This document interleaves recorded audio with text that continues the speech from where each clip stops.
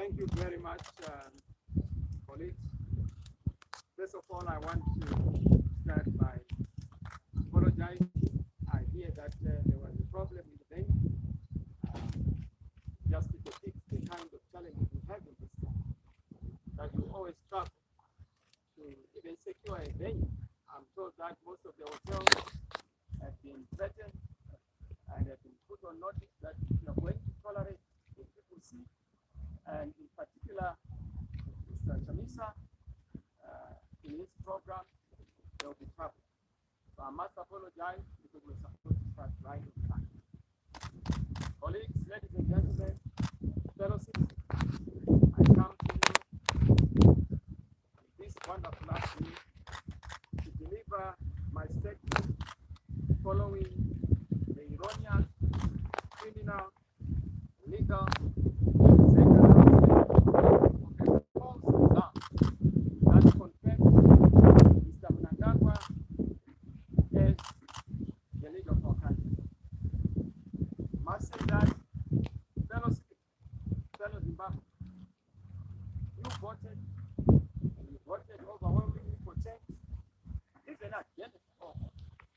something that has never happened in the history of our country, that we are forced to backward 90 minutes and we wait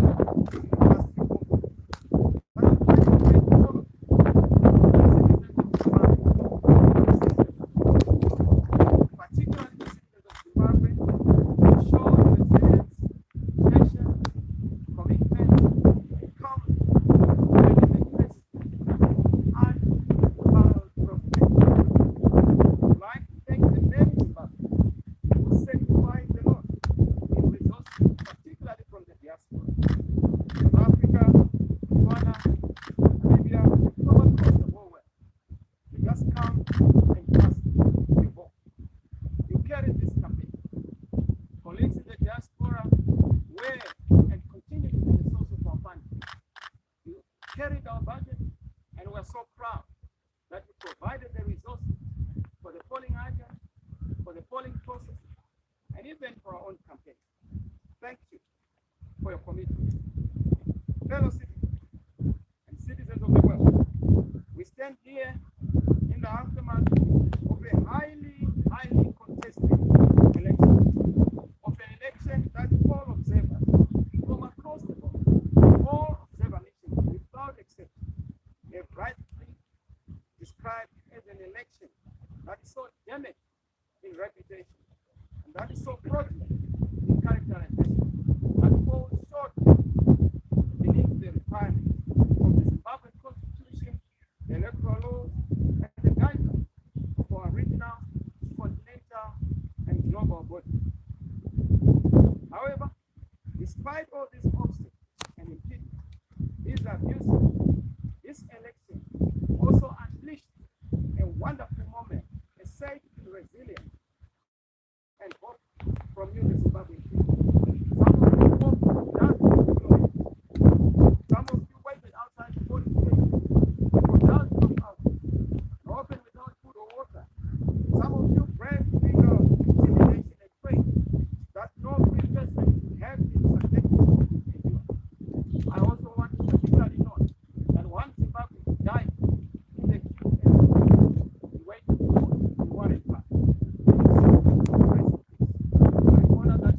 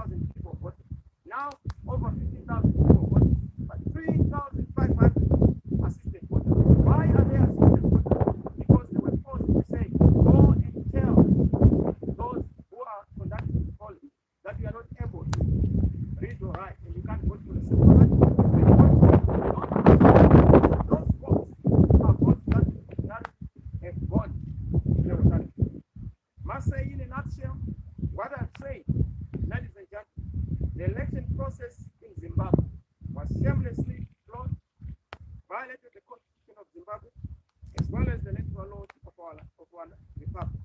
There was therefore an illegality and criminality in the conduct of ZEC and all the polling officers and officials that were involved.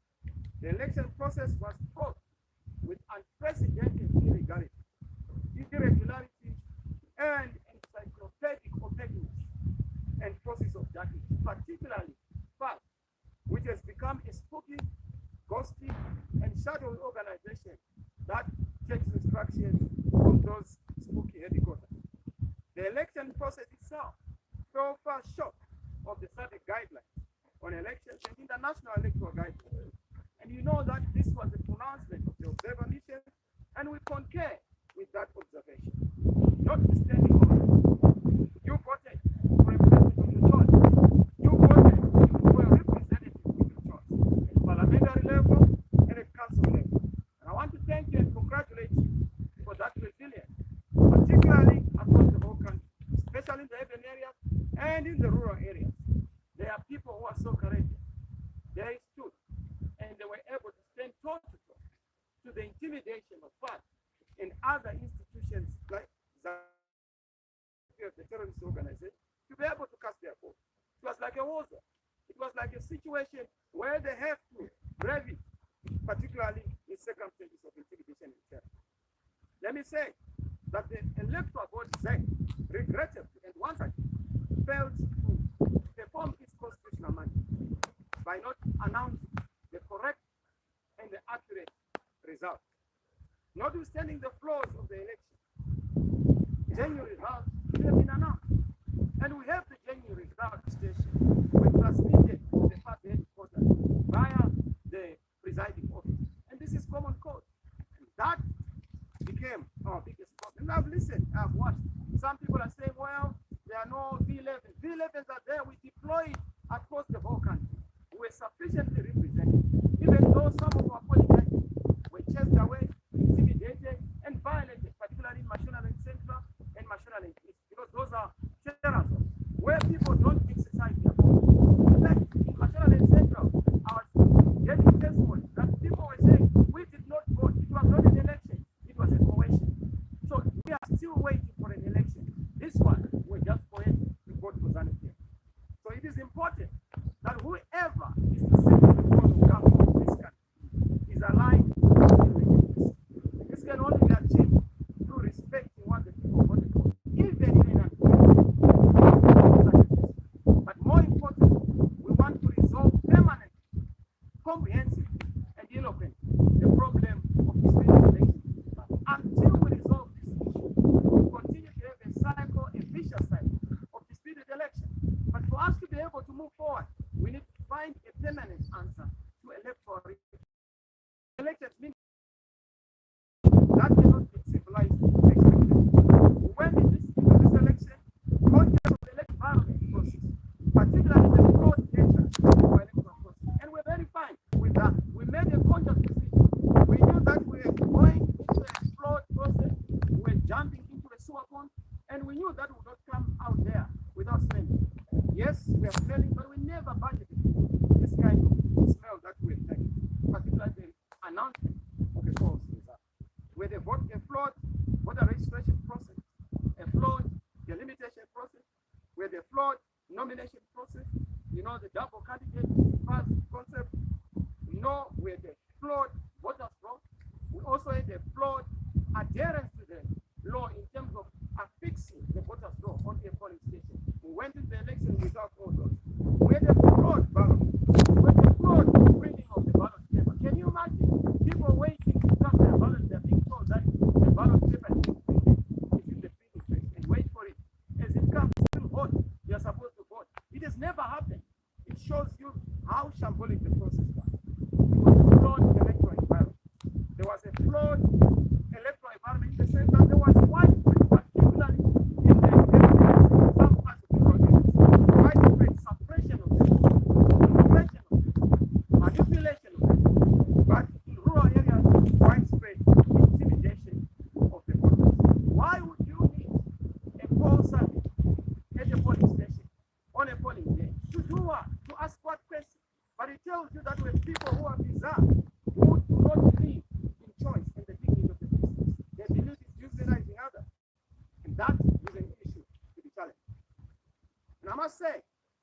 despite all this, given the assurance that we got from ZEC, we have seen that the election process itself has not passed the test of constitutionality, legality, and legitimacy. You are aware that on the 23rd of August, some people were not allowed to vote. And Harare ended up having a deficit of about 700,000 voters who did not participate in voting. It's legendary. It's almost half of the voters who did not participate. In the rural areas, I've told you about FAS, which is a spooky and bogus outfit created and terrorize, threaten, intimidate people, even interfere with the electoral process, including the printing of millions of full-color print flyers that were dissuading people from voting on the day in question, allegedly and purportedly having been authored by myself. But again, that propaganda shows you that those who authored it knew what they were trying to do, because you must then marry to the issue of ballot paper.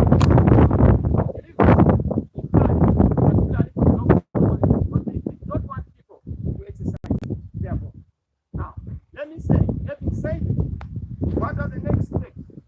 What should the nation expect? There's going to change. Whether ZANU-PF people want it or not, it's not going to be easy, but there shall be change. We will not wait for 5 years. There has to be change now. And we are going to lead in making sure that change comes to Zimbabwe. We put a full stop to this nation. Whatever it takes, we must provide leadership. Mr. Mnangagwa knows that he has performed a coup since 2008, a coup on the ballot, 2017, a coup on the elected leader, 2018, a coup on the ballot. He has repeated again, 2023, a coup on the ballot. You can't survive this for far too many times. This time, no further. We've drawn a line in the sand. We will not allow you to abuse people. You are not the last Zimbabwean. You are not the only Zimbabwean. We are all Zimbabwean. We all count. We all matter. And we'll make sure we take our stand and we defend the nation. Of course, as I have said, the next steps in the light of the above, it is clear that we are rejecting the election as a sham, the result. The process itself, with disregard, and it's in line with what the SADC observers will say. We reject this sham result and fraud process based on the disputed figures. We have our B11 and asked our team to bring those B11. I'm not so sure if they're here so that you can see them. We've brought B11 from across the whole country, and those B11 are going to be the basis of our assertion. We have won this election. We are in the lead. We are even surprised why Mr. Mnangagwa has been declared, the leader, because he's not. From the B11 we are ahead. But if you look at the B23, Mr. Mnangagwa is mysterious and miraculous. Then declares everything. But it's not backed by fact. Even if you look at other countries who have then been given reports, it's because it has been engineered elsewhere. It's iron data, doctored data, man-made data that is not reflecting the reality of what the people have said on the ground. As far as we are concerned, a credible election must be declared and honored. A legitimate government and a legitimate president for everyone must be put in place and must be supported. Your vote must count. Because some will say, but how are we going to do this? We have 1 million tools at our disposal to achieve our aim. We will not repeat the mistake of 2018. We want to make sure that we put finality and full stop to all this tomfoolery again. Enough of shenanigans, enough of these antics and tactics, and we want to start a new chapter of happiness, of progress, of prosperity in this country. My fellow citizens, do not worry. What we are seeing is the end. It's the beginning of the end. They may try to stop you. You are stopping. They may try to frustrate you. You are frustrated. Keep the hope. Freedom is coming. Change will happen. We serve a good God. That is his style. He comes in miracles. He will do it for us. I know there are others who are doubting, but the end is nigh. I encourage the Church of Zimbabwe, intercessors across the board, across the world. Please pray for Zimbabwe as we go into these decisive steps to make sure that the peace arrives in our country and we restore democracy, legitimacy, peace, sanity, sanctity of human life.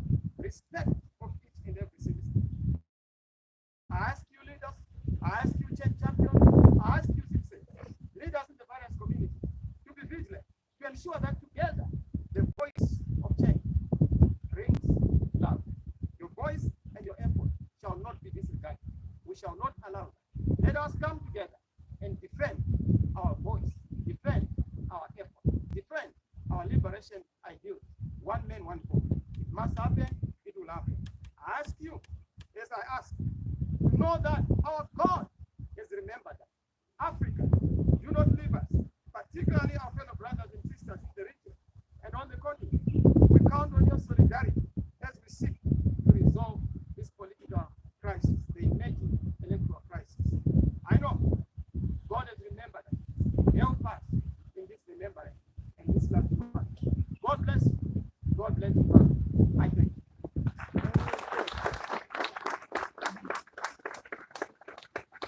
I thank you, members of the press. I would have taken person, but today I just come to deliver a statement. And I thank you, our press. Guys are going to check your person. We are also available.